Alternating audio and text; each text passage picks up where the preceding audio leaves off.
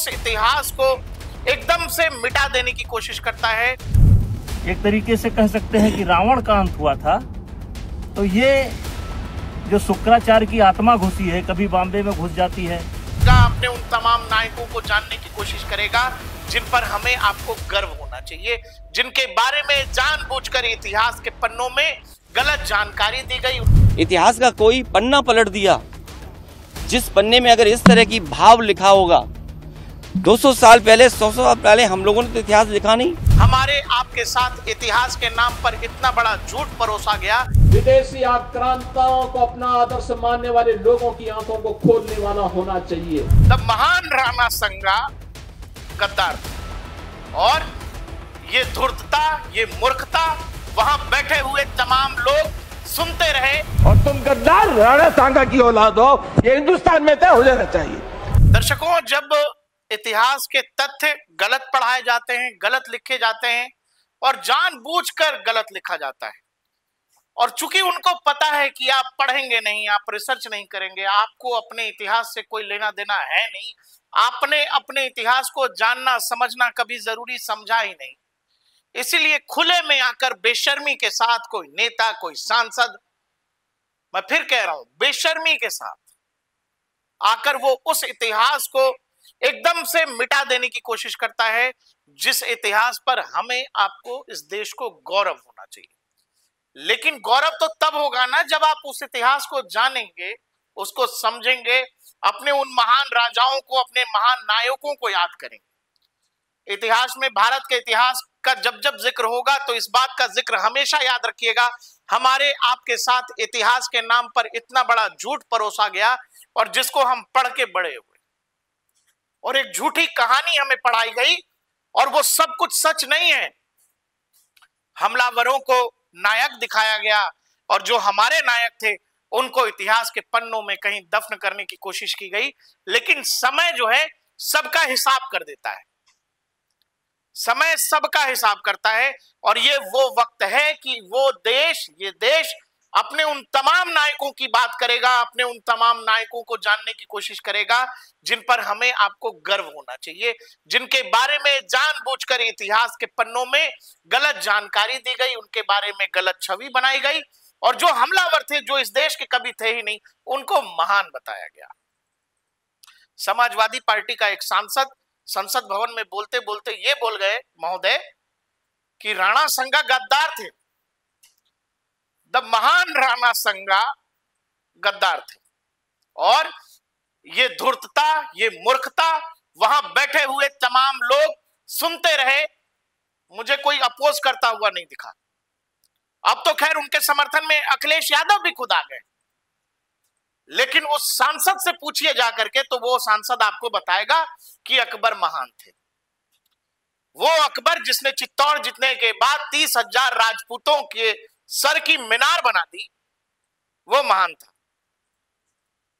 इतिहास की किताबों में कैसे किसी को महान बनाया गया और कैसे राणा सांगा जैसे लोगों की चर्चा तक नहीं है, और उसमें एक सांसद आता है और वो बोलता है, तो हमें आपकी जिम्मेवारी है कि हम उस पर रिसर्च करें, उस पर पढ़ें, जानें कि आखिर ऐसे लोगों को महाराणा प्रताप, वीर शिवाजी, चंद्रगुप्त मौर्य, इनके इतिहास के आगे हमेशा कुछ वो नाम ही बड़े क्यों लगे जो कभी इस देश के थे ही नहीं, जिन्होंने कभी इस देश का कुछ अच्छा चाहा ही नहीं। महान अकबर, द सो कॉल्ड महान अकबर, अपने हरम में 3,000 महिलाएं रखता था, 3,000 औरतें, और उसमें सबसे कम उम्र की उसकी जो एक पत्नी थी, उसकी उम्र 14 से 15 साल की थी। तो ऐसे महान अकबर की लीला आप जब उस समाजवादी पार्टी के सांसद से कहेंगे तो वो बताएंगे आपको, लेकिन उनकी नजर में राणा संगा गद्दार थे। और जिन भी लोगों को यह लगता है उनके लिए इतिहास जानना बेहद जरूरी है, और आजकल जिन लोगों ने ग्रोक को अपना नया मैसेंजर बना लिया है, जिन लोगों को लगता है, एआई की मैं बात कर रहा हूं, जो चैटबॉट है एलन मस्क का, आजकल देख रहा हूं बड़े पत्रकार, पुराने पत्रकार, बुझे हुए पत्रकार, फूके हुए कारतूस वाले पत्रकार जाके ग्रोक से ही सब कुछ पूछ रहे हैं। उन्होंने अपनी बुद्धि, अपनी समझ, अपनी पढ़ाई को सब कुछ ग्रोक के हवाले कर दिया है कि ग्रोक भाई आप हमें बताओ, एक चैटबॉट के हवाले, जिसको इंसान ने बनाया है, एक एआई सिस्टम के हवाले कर दिया है। तो उनको ये जवाब उसी की भाषा में देने के लिए ये वीडियो किया जा रहा है कि वो महान शासक जिसके शरीर पर 80 घाव थे, जो एक आंख से अंधा था, जिसने वॉर के दौरान, युद्ध के दौरान अपनी एक हाथ यानी भुजा और पैर गवा दिया, और इसके बावजूद जिसने बाबर को हराया, जिसने इब्राहिम लोदी को 2-2 बार हराया, वो गद्दार था। तो इसीलिए इसकी विवेचना बेहद जरूरी है। मैं फिर कह रहा हूं कि जब आप अपने नायकों से मुंह मोड़ लेंगे, जब आप अपना इतिहास खुद ही नहीं जानना चाहेंगे, तो आपको आपका पड़ोसी आपके पिताजी के ही बारे में कुछ उल्टा समझा के चला जाएगा।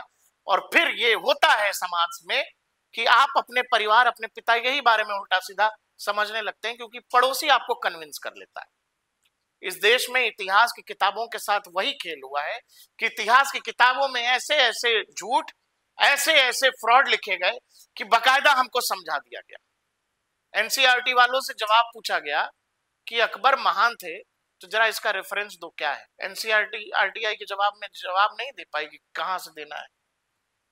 एक और आरटीआई हुई जिन लोगों का दावा था कि बाबर मंदिर भी बनवाते थे, क्योंकि सीधा कहा बाबरी खड़ी कर दी अयोध्या में राम मंदिर के ऊपर। तो जब लोगों ने कहा कि ये तो मंदिर तोड़ता था, तो एक नैरेटिव गढ़ा गया कि नहीं, बाबर मंदिरें भी बनवाता था। एक आरटीआई लगाई गई कि सोर्स क्या है, तो सोर्स नहीं आया। तो ये समझिएगा कि इतिहास में कैसे कैसे खिलवाड़ हुए। हम उस ग्रो के आई से पूछकर देख लेते हैं जिसको आजकल लोगों ने इंफॉर्मेशन का समंदर मान लिया, या फिर ये मानते हैं कि वही ब्रह्म सत्य बोलता है। उस ग्रोक से, एलन मस्क के आई से हम ये जानने की कोशिश करते हैं कि वो राणा संगा को किस रूप में प्रस्तुत करता है। क्या वैसा जैसा अखिलेश यादव के उस सांसद ने बयान दिया, और एक ऐसा शर्मिंदा करने वाला बयान जो इस देश में जो राजपूतों ने दिखाया था, जो शौर्य दिखाया था, उस शौर्य से इतर, मराठाओं के शौर्य से इतर उन महाशय को लगता है कि बाबर बहुत बड़ा शासक था। हम ग्रोक से समझ लेते हैं। तो दर्शकों, ये ग्रोक रहा। ग्रोक से हम समझ लेते हैं राणा संगा के बारे में। सब लोग आजकल वहीं से सब कुछ पूछ रहे हैं। एक पत्रकार तो ये पूछने बैठ गया ग्रोक से कि ग्रोक बताओ, मोदी जी ने मगरमच्छ पकड़ा था कि नहीं। इस मूर्खता, इस धृष्टता की तो ग्रोक क्या करता है? ग्रोक इंटरनेट पर मौजूद तमाम सोर्सेज, सही गलत, वो इस आधार पर एनालाइज कर रहा है जो हमारे आपके द्वारा कहीं ना कहीं किसी ने इंटरनेट पर फीड किया हुआ। वो चाहे अखबार के रूप में हो, चाहे मैगजीन के रूप में हो, चाहे यूट्यूब वीडियोस के रूप में हो, या फिर किसी के ट्विटर ट्वीट के रूप में हो, वो उनको एनालाइज करके इस आधार पर जवाब दे रहा है कि किस पक्ष में कितनी बात कही गई है। उसकी कही गई बात ग्रोक भी दावा नहीं कर सकता कि हम 100% सच बोल रहे हैं, लेकिन कुछ लोगों ने इसको ब्रह्म सत्य बना। उन ब्रह्म सत्य वालों को सीधा संदेश है, राणा संगा के बारे में जवाब पूछ रहा हूं ग्रोक से, जो बताएगा वो मान लोगे ना। हम सुनने जा रहे हैं ग्रोक क्या कहता है। और जो महाशय ने कहा, जो समाजवादी पार्टी के सांसद थे, आप उनके बारे में कमेंट सेक्शन में जरा बढ़ाइएगा, क्योंकि उन भाई साहब को राणा संगा के बारे में, मराठा साम्राज्य के बारे में, राजपूतों के शासन के बारे में, राजपूताना के बारे में, चित्तौड़ के बारे में बहुत कुछ पढ़ने की जरूरत है, बहुत कुछ जानने की जरूरत है, क्योंकि आता कुछ नहीं है। लेकिन चूंकि बाबर को महान बताना है, इसीलिए कुछ भी बकवास करनी है। और शर्मिंदगी ये है कि ये सब कुछ संसद के पटल पर हुआ है। हम ग्रोक से ये सवाल पूछ लेते हैं, जो हमारा सवाल है, जो ग्रोक बताएगा। हमने ग्रोक से ये पूछा है, संग्राम सिंह यानी कि राणा संगा का महान इतिहास बताओ। उन तमाम आरोपों का जवाब भी दो जिसमें राणा संगा को कुछ लोग, यानी कि जैसे समाजवादी पार्टी के सांसद, जिसने संसद में राणा संगा को गद्दार कहा। हम ग्रोक से ये जवाब समझने की कोशिश करते हैं।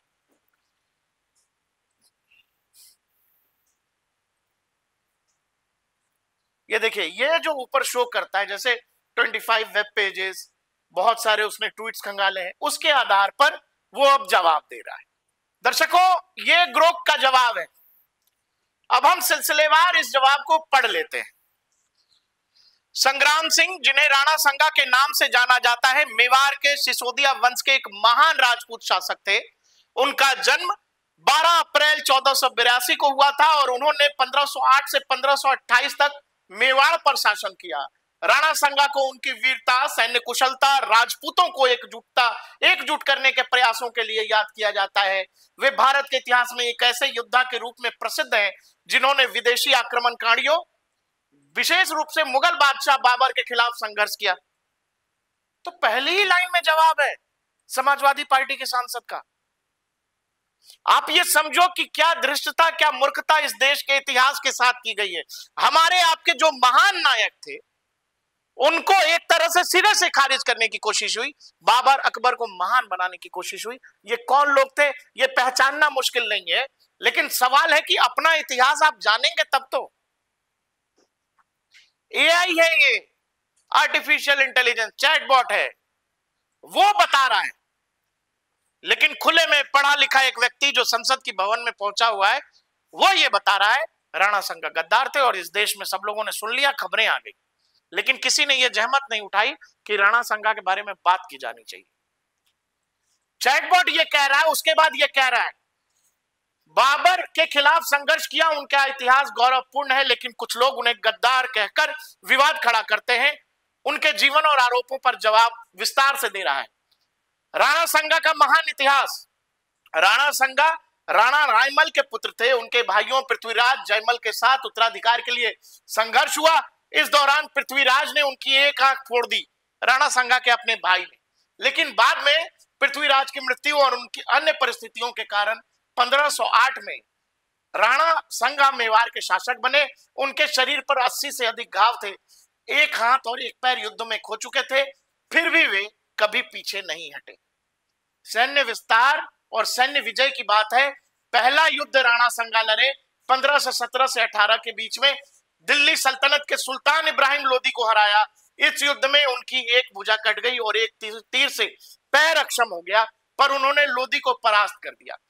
गारगोन का युद्ध 1519, मालवा और गुजरात के सुल्तानों के संयुक्त बलों को हराकर राणा संगा ने मालवा पर कब्जा किया और अपने सहयोगी मेदिनी राय को वहां का शासक नियुक्त किया। धौलपुर, इसके अलावा अन्य विजय, उन्होंने इब्राहिम लोदी को कई बार हराया। वर्तमान राजस्थान यानी मौजूदा समय के राजस्थान, गुजरात, मध्य प्रदेश के हिस्सों पर अपना प्रभाव बढ़ाया, मतलब अपना सैन्य विस्तार किया। उनकी सेना आगरा के निकट तक पहुंच गई थी। बाबर ने अपनी आत्मकथा बाबर में उन्हें उस समय का सबसे महान भारतीय शासक कहा है और उनकी वीरता की प्रशंसा की। जिन लोगों को लगता है कि बाबर ही सब कुछ था, अरे उसका किताब ही पढ़ लो, उसका किताब पढ़ लो। ये कैसे लोग हैं जो अपने पिता पर सवाल उठाने लगते हैं? ये कैसे लोग हैं जो अपने नायकों पर सवाल उठाने लगते हैं? क्यों? क्योंकि आपके पड़ोसी ने आपको इन्फ्लुएंस कर दिया। तो गलती किसकी है, पड़ोसी की या आप इन्फ्लुएंस हुए उसकी? हमें कमेंट सेक्शन में ये जवाब दीजिएगा। वीडियो के आगे हिस्से में आते हैं। राजपूत एकता का प्रयास। राणा संगा ने राजपूताना के विभिन्न कबीलों को एकजुट करने का अभूतपूर्व प्रयास किया है। ये मेरी जानकारी नहीं है, ये किसी एक तरफा इतिहासकार का लिखा हुआ नहीं है, ये चैटबॉट बता रहा है कि कूटनीति और वैवाहिक गठबंधनों के जरिए राजपूतों को संगठित किया। खानवा का युद्ध 1527, यह राणा संगा का सबसे प्रसिद्ध युद्ध था जो बाबर के खिलाफ लड़ा गया। बाबर ने 1526 में पानीपत की पहली लड़ाई में इब्राहिम लोदी को हराकर दिल्ली पर कब्जा कर लिया था। राणा संगा ने बाबर को भारत से बाहर रहने के लिए 1 लाख सैनिकों की सेना के साथ खानवा में उसका मुकाबला किया। हालांकि बाबर के पास तोपें और बारूद जैसी आधुनिक तकनीक थी, जिसके कारण राणा हार गए। समाजवादी पार्टी के सांसद ने जो तर्क दिया था वो ये, उसका तर्क ये था कि बाबर को राणा संगा ने बुलाया था। राणा संगा ने बाबर को बुलाया क्यों? इब्राहिम लोदी से लड़ने के लिए, उस इब्राहिम लोदी से लड़ने के लिए जिसको खुद राणा संगा 2-2 बार हरा चुके हैं। इस डिबेट में या इस तथ्य में या इस तर्क में कितना बल है? जिस व्यक्ति को आप 2 बार पहले हरा चुके हो, उस व्यक्ति को हराने के लिए आप किसी तीसरे को फिर ला रहे हो, और उस एक और खुद बाबर से भी लड़े राणा संगा। और जिस आखिरी युद्ध में उनकी लड़ाई हुई और बाद में उनके खुद के भरोसेमंद लोगों ने उनको जहर दे दिया, वो इंटरनल राजनीति के कारण, वो इसीलिए क्योंकि बाबर उस युद्ध में नई तकनीक के साथ आया था। बाबर के पास तोपें थी तोपों का पूरा जखीरा था और उसकी काट राणा संगा के पास नहीं थी। और यही कारण था कि उस युद्ध में वो जो बताया जा रहा है कि उस युद्ध में तोप लेकर के आया था, आधुनिक तकनीक जो जिक्र कर रहा है वो दरअसल तोप की बात कर रहा है, जिसके कारण राणा हार गए। इस युद्ध में उनके सहयोगी सिलहादी ने धोखा दिया, जो हार का एक बड़ा कारण बना। गंभीर रूप से घायल होने के बाद वो युद्ध भूमि से हटाए गए। 30 जनवरी 1528 को उनकी मृत्यु हुई। कुछ इतिहासकारों का मानना है कि उन्हें उनके ही कुछ सरदारों ने जहर दिया था, जो बाबर से फिर लड़ने की उनकी योजना के खिलाफ थे। मतलब कुछ अपने ही लोगों को यह पसंद नहीं आ रहा था कि राणा संगा बाबर से क्यों लड़ रहे हैं। आगे विरासत की बात की गई है कि राणा संगा की वीरता ने उनके ग्रैंड सन महाराणा प्रताप जैसे योद्धाओं को प्रेरित किया। जिस घर में महाराणा प्रताप हुआ, वैसे राणा सांगा के बारे में कोई सांसद, कोई इतिहासकार ये ज्ञान दे रहा है कि राणा सांगा बाबर को लेके आए थे और राणा सांगा गद्दार थे। ये अपने आप में हास्यास्पद है और ये ऐतिहासिक भूल के तौर पर या फिर उस व्यक्ति के मुंह पर हर बार बताई जानी चाहिए कि जिस तरह की बेशर्मी और जिस तरह की बेहयाई से उसने वो सब कुछ संसद के बारे में कहा, संसद के पटल पर कहा। इस देश के नायकों को, जो देश अपने नायकों को सही सही नहीं पहचानता, वो देश कभी आगे नहीं जा सकता, नहीं जा ही नहीं सकता। अगर बांग्लादेश में शेख मुजीबुर रहमान का म्यूजियम, उनकी मूर्तियां तोड़ी जा रही हैं, तो उस देश का हाल वही होगा जो पाकिस्तान का है। आप जब गलत नायकों को चुनते हैं तो आपका हश्र बहुत बुरा होता है। आपको अपने नायक हमेशा सफलता और सावधानी से चुनने चाहिए। आगे जो ऐतिहासिक संदर्भ जिसमें गद्दार के आरोपों का जवाब दिया गया है, कुछ लोग विशेष रूप से हाल के राजनीतिक बयानों में, जैसे मार्च 2025 समाजवादी पार्टी सांसद रामजी लाल सुमन द्वारा राणा संगा पर यह आरोप लगाते हैं कि उन्होंने बाबर को भारत बुलाया था ताकि वह इब्राहिम लोदी को हरा सके और बाद में वे इस समझौते से मुकर गए। इस दावे को गद्दारी का आधार बनाया जाता है। ऐतिहासिक संदर्भ क्या है? बाबरनामा में बाबर का दावा है राणा संगा ने इब्राहिम लोदी के खिलाफ सहायता के लिए उनसे संपर्क किया था, लेकिन यह दावा पानीपत की लड़ाई 1526 के बाद का है, जब बाबर पहले ही भारत में प्रवेश कर चुका था। इतिहासकारों ने जैसे सतीश चंद्रा, जीएन शर्मा का मानना है यह संभवतः बाबर का प्रचार था ताकि वह अपनी जीत को सही ठहरा सके। राणा सांगा ने इब्राहिम लोदी को पहले ही कई बार हराया था, खतौली में, धौलपुर में आदि में, इसलिए उन्हें बाबर की मदद की कोई जरूरत नहीं थी। वास्तव में पंजाब के गवर्नर दौलत खान लोदी और लोदी के चाचा आलम खान ने बाबर को बुलाया था, न कि राणा सांगा ने।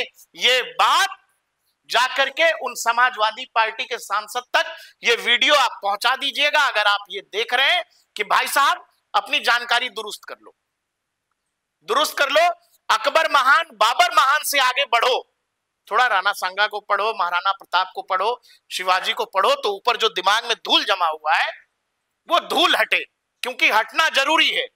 इसके अलावा जब आप आओगे, खानवा में धोखा का जिक्र कर रहा है एआई, जिसमें कह रहा है खानवा के युद्ध में राणा सांगा को उनके सहयोगी सिलहादी ने धोखा दिया, जो बाबर के पक्ष में चला गया। यह गद्दारी राणा की हार का कारण बनी, न कि उनकी अपनी कोई नीति।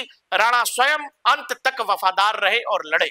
बाबर ने अपनी जीत के बाद लिखा कि राजपूतों ने इतनी वीरता से लड़ाई की कि उनकी सेना का मनोबल टूट गया था। यह साबित करता है राणा सांगा गद्दार नहीं बल्कि एक समर्पित योद्धा थे।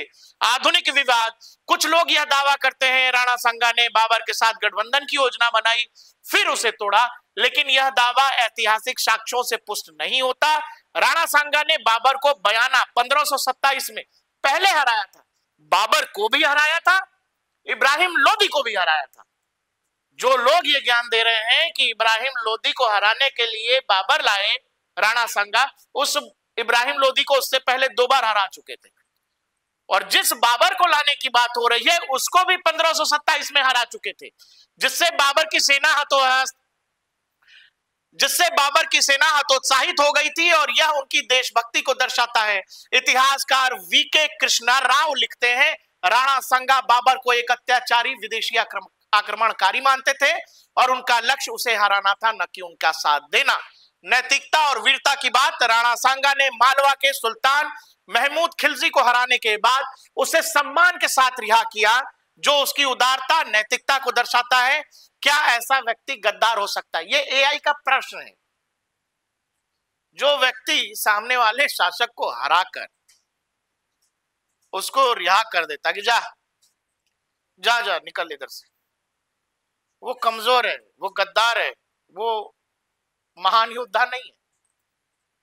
लेकिन जो औरंगजेब हिंदुओं को मारकर मीनारे बनवाता है, जो अकबर राजपूतों को मारकर मीनारे बनवाता है गर्दनों की, सर की, वो महान है। बाबर जिसने अयोध्या में राम मंदिर तोड़ दिया, औरंगजेब जिसने काशी से लेकर सोमनाथ से लेकर मथुरा से लेकर हिंदू मंदिरों को तोड़वाया, वो महान है। तो आप ये समझिएगा, कुछ लोगों के लिए कुछ तरह के आक्रमणकारी हमलावर लुटेरे बलात्कारी महान क्यों हैं और अपने ही नायकों को वो गद्दार क्यों कह रहे हैं, ये आप भी समझिए, क्योंकि समझना बेहद जरूरी है।